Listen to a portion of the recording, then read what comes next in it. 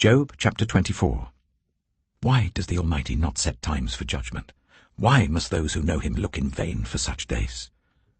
There are those who move boundary stones. They pasture flocks they have stolen. They drive away the orphan's donkey and take the widow's ox in pledge. They thrust the needy from the path and force all the poor of the land into hiding. Like wild donkeys in the desert, the poor go about their labor of foraging food. The wasteland provides food for their children. They gather fodder in the fields and glean in the vineyards of the wicked. Lacking clothes, they spend the night naked. They have nothing to cover themselves in the cold.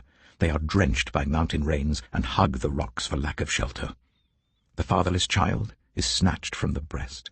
The infant of the poor is seized for a debt. Lacking clothes, they go about naked. They carry the sheaves, but still go hungry. They crush olives among the terraces. They tread the wine presses, yet suffer thirst. The groans of the dying rise from the city, and the souls of the wounded cry out for help. But God charges no one with wrongdoing. There are those who rebel against the light, who do not know its ways or stay in its paths. When daylight is gone, the murderer rises up, kills the poor and needy, and in the night steals forth like a thief. The eye of the adulterer watches for dusk. He thinks, no eye will see me, and he keeps his face concealed. In the dark, thieves break into houses, but by day they shut themselves in. They want nothing to do with the light. For all of them, midnight is their morning. They make friends with the terrors of darkness. Yet they are foam on the surface of the water. Their portion of the land is cursed, so that no one goes to the vineyards. As heat and drought snatch away the melted snow, so the grave snatches away those who have sinned. The womb forgets them, the worm feasts on them. The wicked are no longer remembered, but are broken like a tree. They prey on the barren and childless woman, and to the widow they show no kindness. But God drags away the mighty by his power.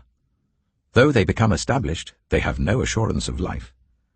He may let them rest in a feeling of security, but his eyes are on their ways.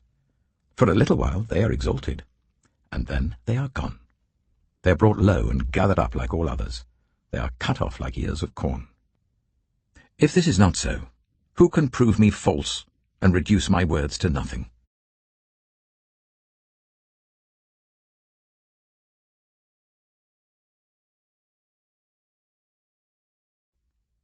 Mark chapter 11.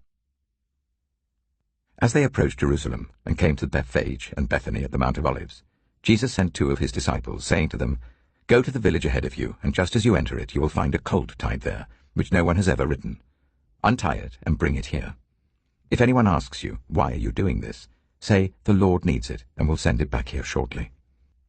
They went and found a colt outside in the street, tied at a doorway. As they untied it, some people standing there asked, "What are you doing untying that colt?" They answered as Jesus had told them to, and the people let them go. When they brought the colt to Jesus and threw their cloaks over it, he sat on it. Many people spread their cloaks on the road, while others spread branches they had cut in the fields.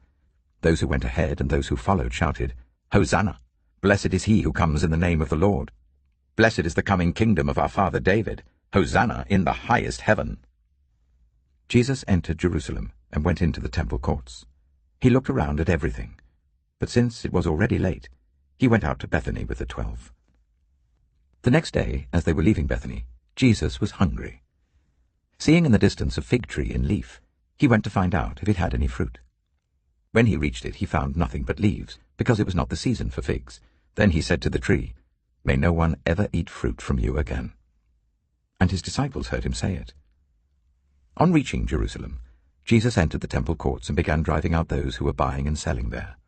He overturned the tables of the money changers and the benches of those selling doves, and would not allow anyone to carry merchandise through the temple courts.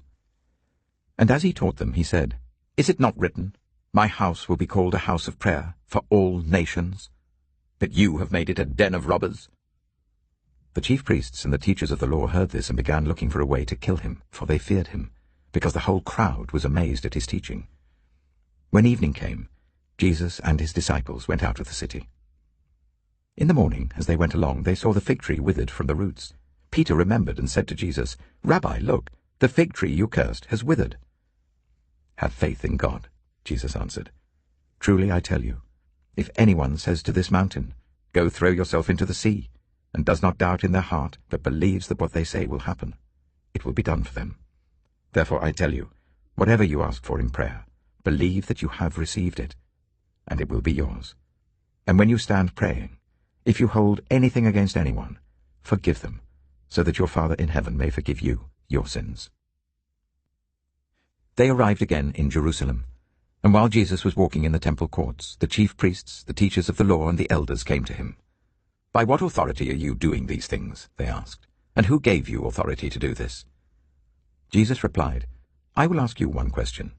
Answer me, and I will tell you by what authority I am doing these things. John's baptism, was it from heaven or of human origin? Tell me." They discussed it among themselves and said, "If we say from heaven, he will ask, then why didn't you believe him? But if we say of human origin..." They feared the people, for everyone held that John really was a prophet. So they answered Jesus, "We don't know." Jesus said, "Neither will I tell you by what authority I am doing these things.